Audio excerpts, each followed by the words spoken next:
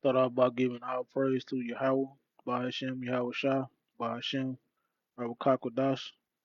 Double honors to the apostles and the elders, bishops of Great Millstone for teaching me this truth in the 100% accuracy, the total truth of the scriptures, to receive the total understanding through the spirit and power of Yahweh by Hashem Yahweh Shah. Peace and salutations to the hopefully elect that are scattered abroad throughout the four corners of the earth.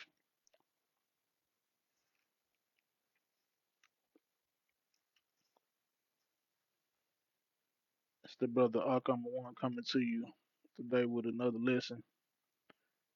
Uh, really no there's really no entitlements and just rolling in the spirit as of it is. So I guess you would say it would be just topics, subject matters and topics relating to prophecy. So I sitting here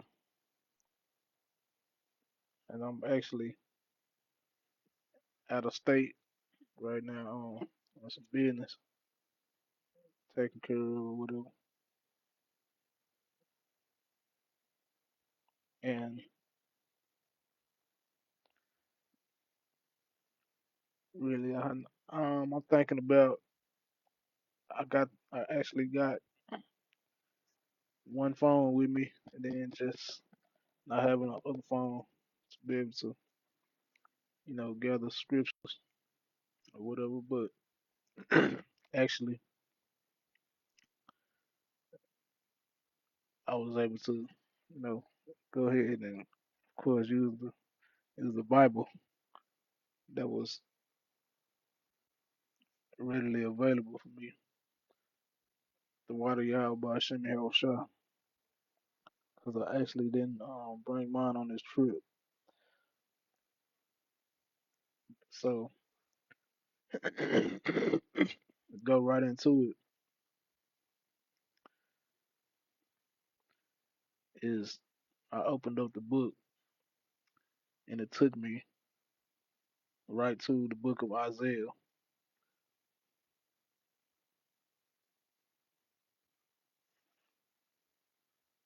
chapter chapter 4, actually. And really going in just going into that, man, just looking at that, it's like wow. And really just, it's metaphorically like um the nation of Israel is related to as a woman, the bride of Yahushua by Yahweh Shem Yahushua. And so all of the things as just listening to the brothers on the GMS Dallas camp,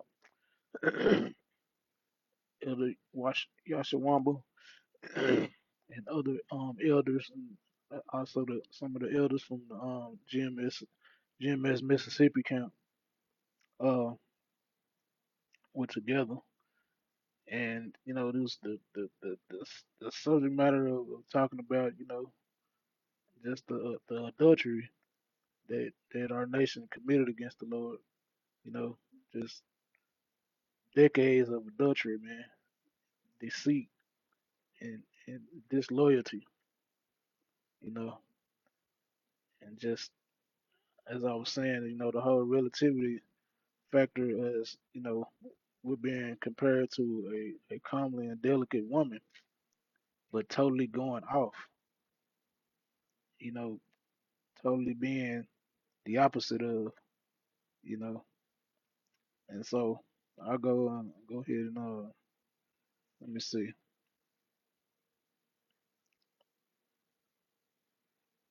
We'll go to chapter 3, and we'll start at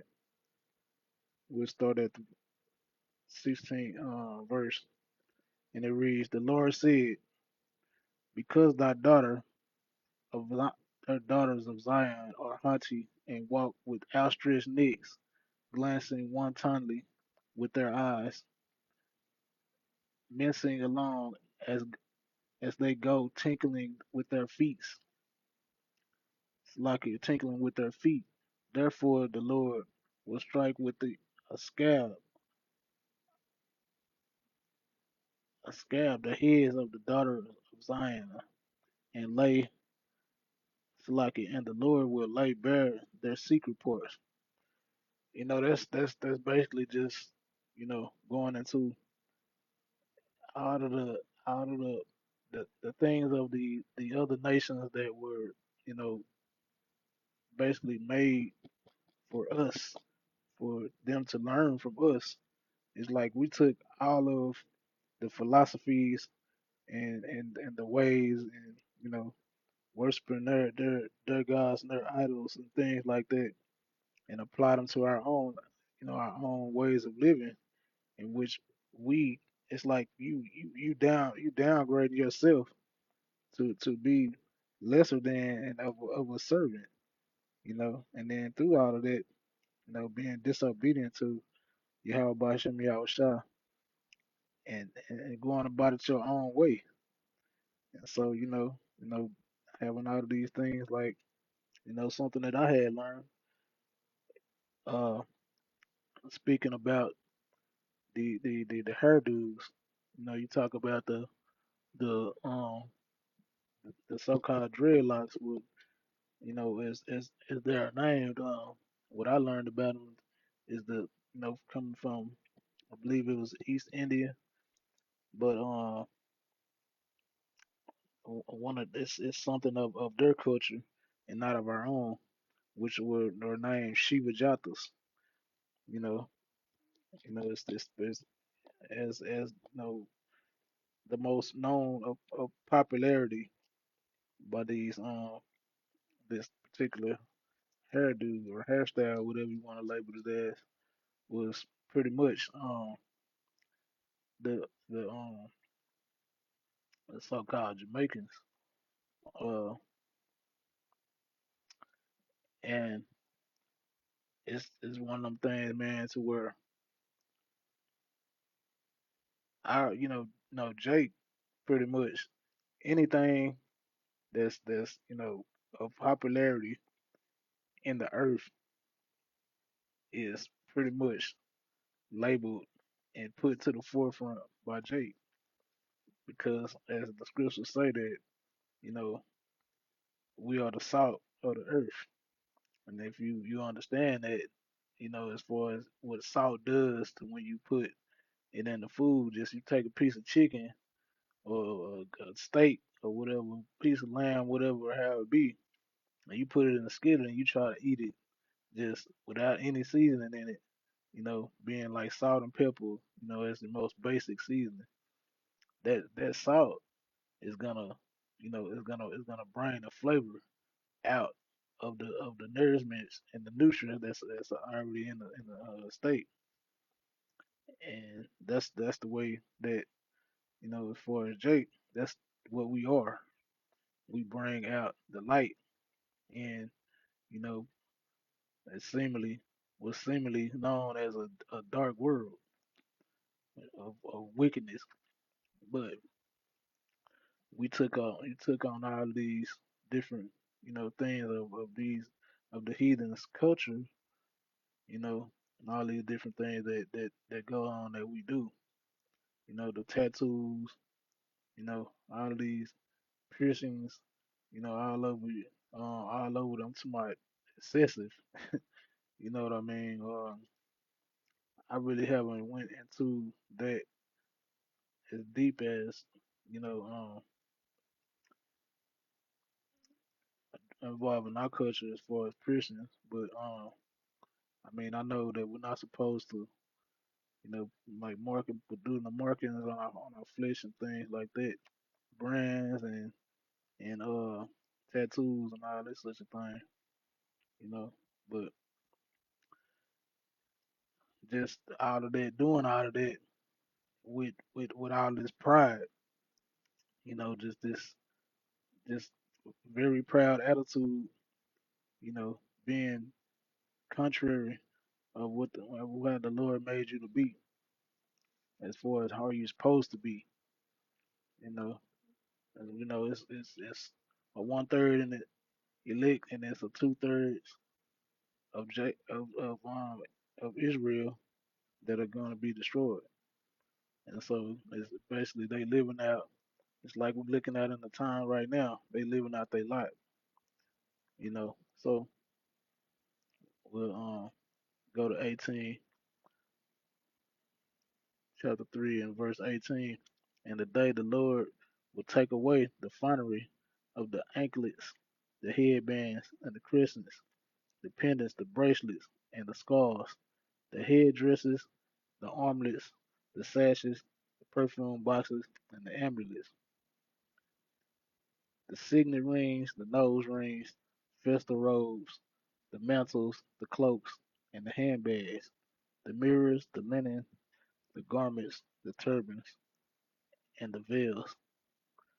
Yeah, that's basically just he's gonna take away uh he's gonna take away the comfort. He's doing that right now through this and being living in right here in the daughter of Babylon. You see, he's using DT Neuro to basically bring laws and legislation, and with the pride and arrogance of this man, you know as of he's from being of his nation. That's what they are. Just like in the book of Obadiah, it talks about thy pride and uh just speaking of, they just very, very arrogant and proud people,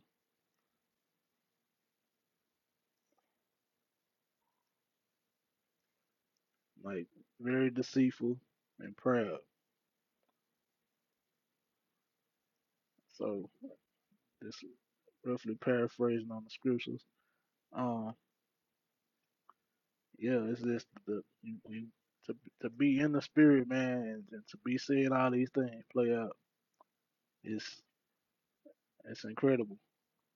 Because when you reading the scriptures and seeing the prophecies just play out like right before your face, and then you looking at so many people with the how they moving and just totally oblivious to what's going on, just in wonderment of when things are gonna get better or become normal again. No, man, there's that things ain't going back.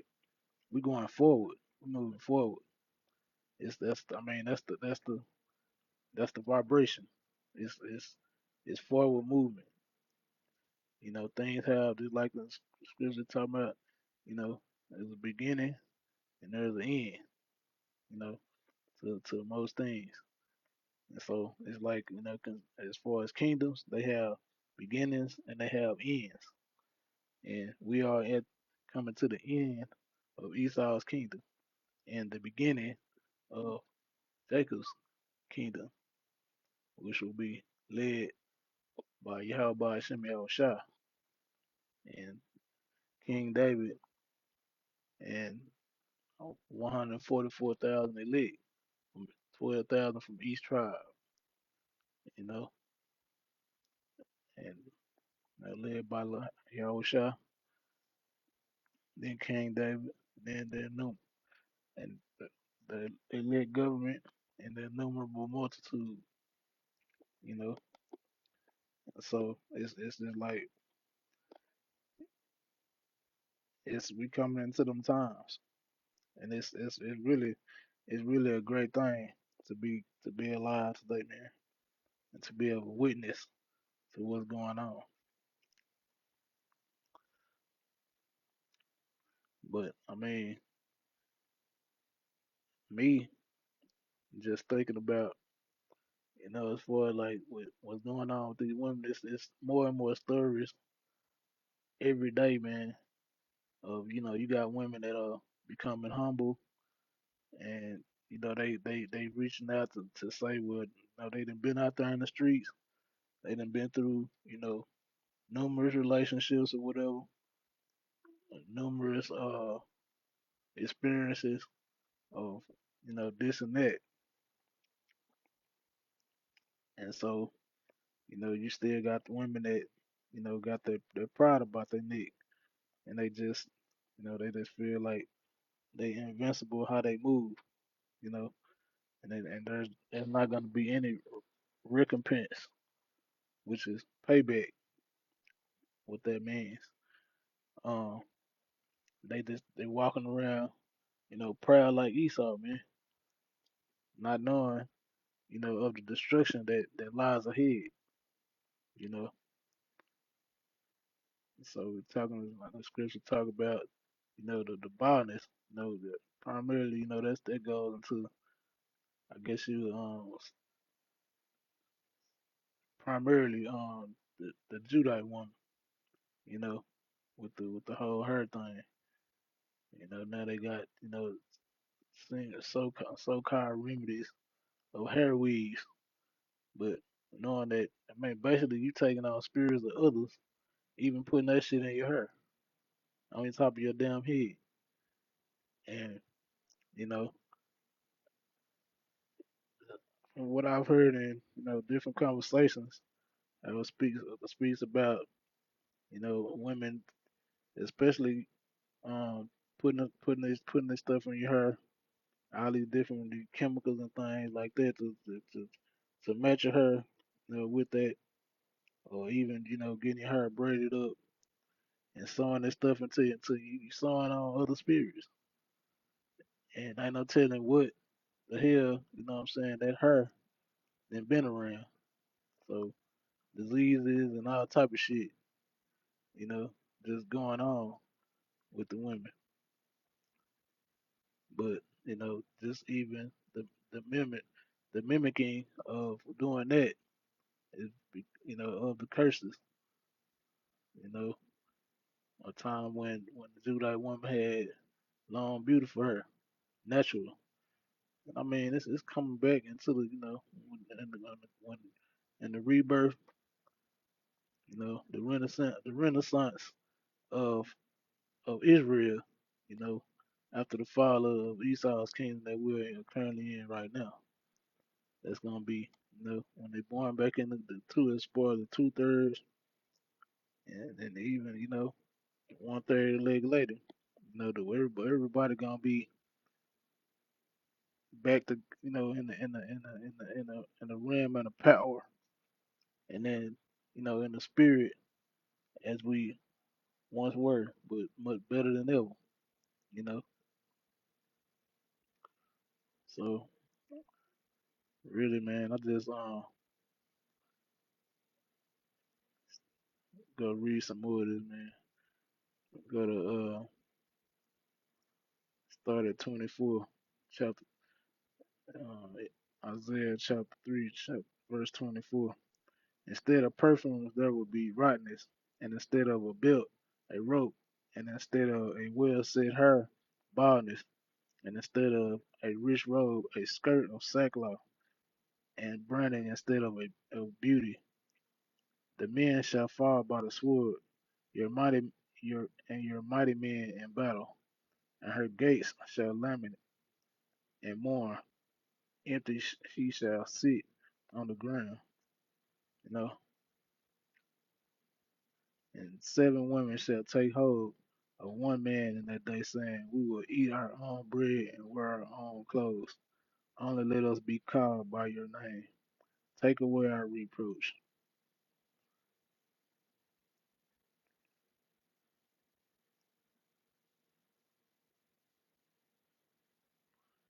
In the in that day the branch of the Lord shall be beautiful and glorious, and fruit of the land shall be the pride and honor of the survivors of Israel.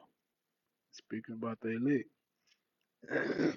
no, that again, that's like that's seven, seven women going to one man.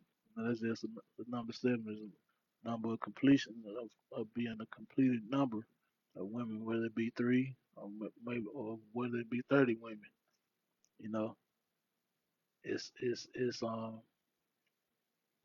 women are to become they're gonna become humble in that day, and they're gonna be looking for a man of the Lord, because let's talk about the men of this in the spirit of Esau's word. They're gonna become casualties of war, dying of famine, for by the sword of even one another. So, you know, as the scripture talk about, it's gonna elect man is gonna be, you know, uh, Shalaki, um,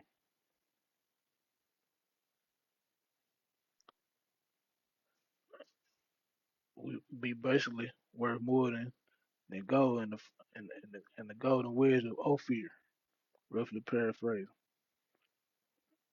And so when you think about that, it's like it's like precious, you know, very value,